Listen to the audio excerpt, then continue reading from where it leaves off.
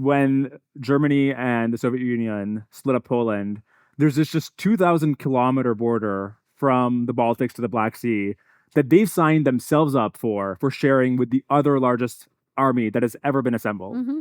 Did the Soviet Union think that in the long run that this was a sustainable proposition, or did they just think that we could wait Hitler out, or in the long run, we'd be in a better position to wage war against him? Like, did people think that this was a sustainable arrangement? Oh, well, I don't think Hitler was about sustaining any arrangement. He was about taking over Lebensraum in Slavic lands, Russia. But flip it the other way, which is what the Soviet Union is thinking, is it'll be great when the Germans go after the British. What's not to like about that one? And then they will, it's the pounce and absorb, is that they will so weaken each other that will open opportunities for Russia. So that would be the plan. And then he's looking at it, and I don't know the details of what his timeline is on whether he thinks it's just a delaying act. I have not gone into the archives to read what Stalin was up to in great detail. But I think it's basically that one is thinking that the British and the Germans can go at it. Also, the Russians had tried to be working out some deal with the British prior to all of this.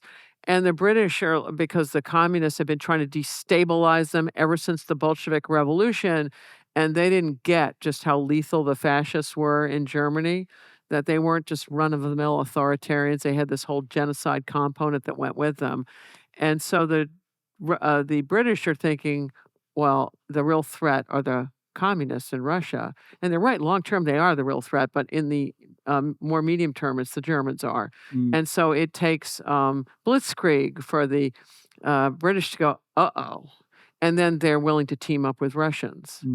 And Russia's willing to team up with them, right? When German invasion transforms what had been primary enemies, he takes that role, being primary enemies for both Britain and Russia. Then you're going to glue another alliance. So that's the trick in our own day. You do not want to do things that the United States is the primary enemy of those two, of Xi Jinping and Putin.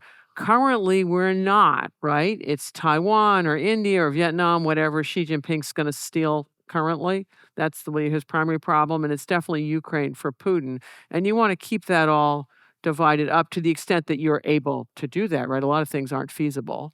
These are high-stakes things.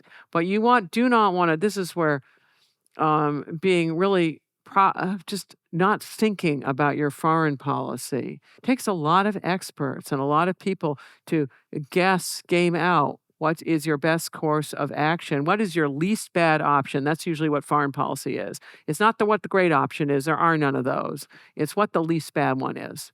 And it takes a lot of thought, and gutting the State Department will not get you there. Yeah, it's profoundly dangerous. If you enjoyed this clip, you can watch the full episode here and subscribe for more clips. Thanks.